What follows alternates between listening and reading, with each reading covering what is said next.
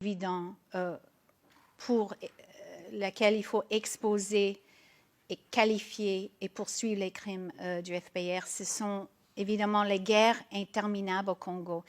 Le FPR n'est pas la seule source de déstabilisation, mais c'est la source principale.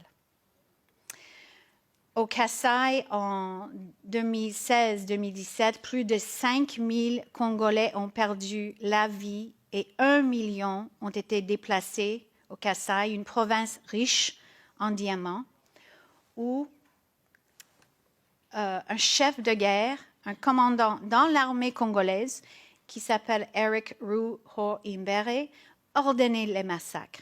Ce général était membre de 3 des milices de Kagame. Depuis plus de 2 décennies, Ruho-Imbere est parmi de nombreux rebelles Tutsis qui ont commis des atrocités au Congo et ensuite ont été intégrés dans l'armée congolaise. Ces rebelles ont provoqué le chaos et se battent pour les ressources, la terre et le pouvoir. Oh. Yeah. Pardon.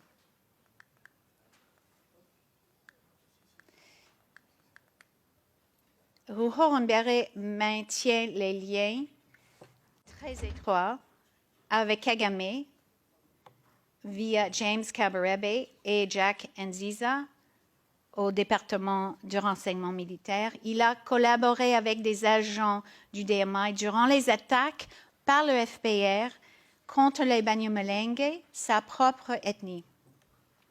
En 2017, 2 experts qui travaillaient pour l'ONU, l'Américain Michael Sharp et la Suédoise Zaida Catalan, ont été sauvagement massacrés pour avoir mené une enquête sur la violence au Kasaï.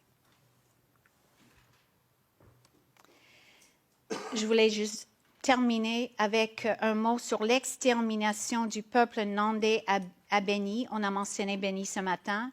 Les réseaux criminels du M23, une milice de Kagame, sont toujours actifs au Congo.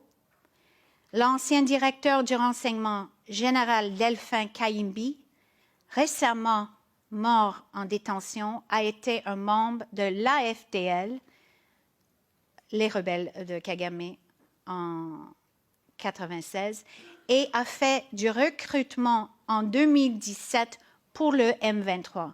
Il aurait organisé aussi le recrutement pour la milice ADF, qui mène une campagne de terreur et qui tue presque tous les jours, avec les méthodes du FPR, à Beni, dans le Nord Kivu. Je reçois des images, des photos, presque tous les jours, des images des enfants, des femmes et des hommes qui ont été tués par soit des machettes ou agafuni, les houes. Et on coupe l'os occipal ici.